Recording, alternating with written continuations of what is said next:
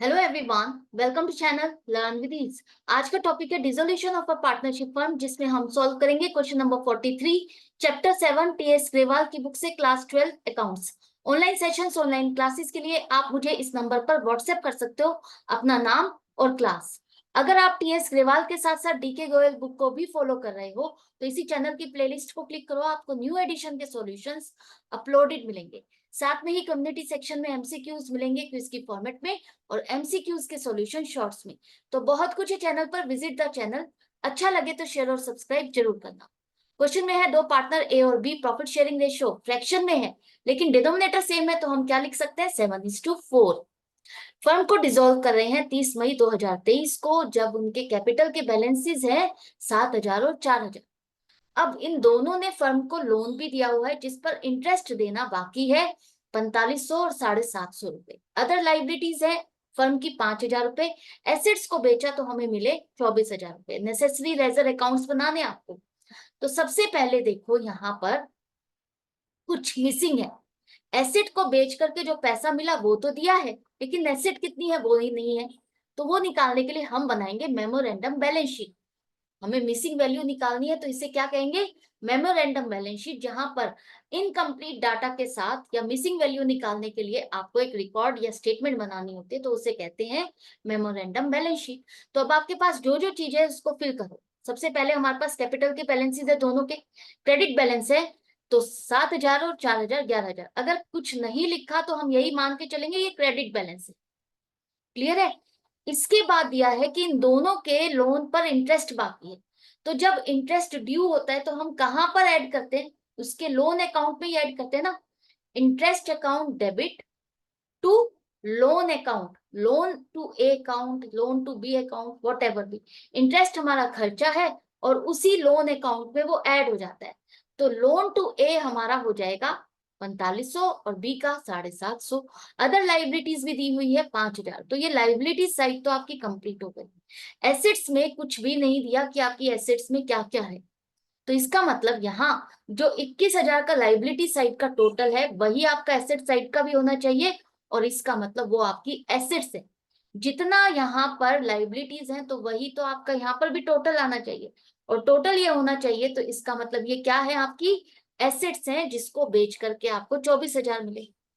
तो 21,250 में कैश या बैंक बैलेंस है या नहीं, यही सवाल उठ रहा है ना आपके दिमाग में। ये अगर क्वेश्चन में नहीं दिया तो हम यही मान के चलेंगे कि हमारे पास कैश या बैंक बैलेंस निल है। अब आ जाओ रियलाइजेशन अकाउंट में, जो हमें चाहिए था हमने फाइंड कर लिया। टोटल एसेट हमारे पास थी 21,250। कैश या बैंक बैलेंस तो निल है, तो टोटल एसेट जिसे हम बेच करके पैसे में कन्वर्ट कर सकते हैं वो 21,250 है। डेबिट साइड पे लिखो। इसके बाद क्रेडिट साइड पे हम लिखते हैं आउटसाइड लाइबिलिटीज। तो 5,000 आएगा। जो पार्टनर्स के लोन है वो आप नहीं लिखोगे, एक तरह से ये लोन है। तो ये 5,250 रुपए आप रियलाइजेशन अकाउंट में नहीं लिखोगे। क्लियर है। उनकी हम पेमेंट कब करते हैं, जब आउटसाइड लाइबिलिटीज की पेमेंट हो जाती है उसके बाद। तो अब एसेट्स को बेच करके आपको मिले 24,000, कहाँ लिखोगे, क्रेडिट साइड पर। यहाँ पर अंडर वैल्यूड और ये सब लिखा है, उसको इग्नोर करो। ये सब कुछ आपको कंफ्यूज करने के लिए दिया है। आपके पास एसेट की वैल्यू आ गई, उसके बाद बेच करके कितना मिला ये दिखाओ। आपने बुक्स में कितने से इसको दिखाया हुआ है वही हम यहाँ दिखाएंगे। रिवैल्यूएशन अकाउंट नहीं बना रहे, अब आप रियलाइजेशन अकाउंट बना रहे हो। तो जितने से आपने बैलेंस शीट में दिखाया था उसे हम डेबिट साइड पे दिखाएंगे। बेच करके जो पैसा मिला वो हम दिखाएंगे क्रेडिट साइड पे 24,000। लाइबिलिटी की पेमेंट हमने की है, बेशक यहाँ पर नहीं दिया तो यही मान के चलेंगे जितनी थी हमने पूरी पेमेंट कर दी। अब बारी आती है कि हम चेक करें प्रॉफिट आ रहा है या लॉस आ रहा है। प्रॉफिट है जिसे हम दोनों पार्टनर्स में इनकी प्रॉफिट शेयरिंग रेशियो के हिसाब से बांटेंगे। तो दोनों के कैपिटल अकाउंट आप क्या करोगे, क्रेडिट करोगे। Realisation account debit to partners capital account 2,750 रुपए और दोनों साइड पे टोटल 29,000। रियलाइजेशन अकाउंट आपका कंप्लीट हो गया। इसके बाद बारी आती है लोन अकाउंट्स की। जो पार्टनर्स ने फर्म को लोन दिया हुआ है इसके बाद हम लोन्स की पेमेंट करते हैं, जो भी पार्टनर ने फर्म को लोन दिया है उसकी पेमेंट की जाएगी। तो 4500 रुपए जो इंटरेस्ट ऑन लोन हमें देना था, वो 4500 रुपए की पेमेंट आपने की, 4500 रुपए बैंक से पैसा निकल गया। इसके बाद बी के लोन की भी हमने पेमेंट की 750 रुपए, इसकी पेमेंट दिखाओ। ये दोनों लोन की पेमेंट करने के बाद बारी आती है पार्टनर्स के कैपिटल अकाउंट की। तो ओपनिंग बैलेंस है आपके पास 7000 और 4000। इसके बाद हमें रियलाइजेशन का प्रॉफिट आया 1750 और 1000 रुपए, इन दोनों के अकाउंट में आपने क्रेडिट किए। अब क्लोज कर रहे हो आप फर्म को, तो यहाँ पर आपको क्लोजिंग बैलेंस नहीं निकालना, फाइनली जो भी अमाउंट बनता है उसकी पेमेंट करोगे। तो 8750 ए को पे करेंगे और बी को करेंगे 5000। तो ये अकाउंट भी क्लियर हो गए, एंड में लिखो टोटल। तो पार्टनर्स कैपिटल अकाउंट भी बन गया। अब बारी आती है बैंक अकाउंट की। तो बैंक अकाउंट में ओपनिंग बैलेंस नहीं है, एसेट को बेच करके 24,000 मिले, अदर लाइबिलिटीज की हमने पेमेंट की 5000। इसके बाद दोनों पार्टनर्स के लोन अकाउंट की हमने पेमेंट की 4500 और 750 रुपए की, और हमने दोनों के कैपिटल अकाउंट के बैलेंसेस की पेमेंट की।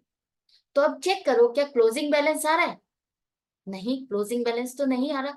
तो दोनों साइड का टोटल मैच कर रहा है? हाँ, दोनों साइड का टोटल 24,000 है, 24,000 आ रहा है और मैच कर रहा है। तो दोनों साइड का टोटल जब सेम आता है तो इसका मतलब आपका क्वेश्चन करेक्ट और परफेक्ट है, आपने कहीं मिस्टेक नहीं की। अगर क्लोजिंग बैलेंस आता तो इसका मतलब था कि आपने कहीं ना कहीं मिस्टेक किया, आपको चेक करना पड़ेगा।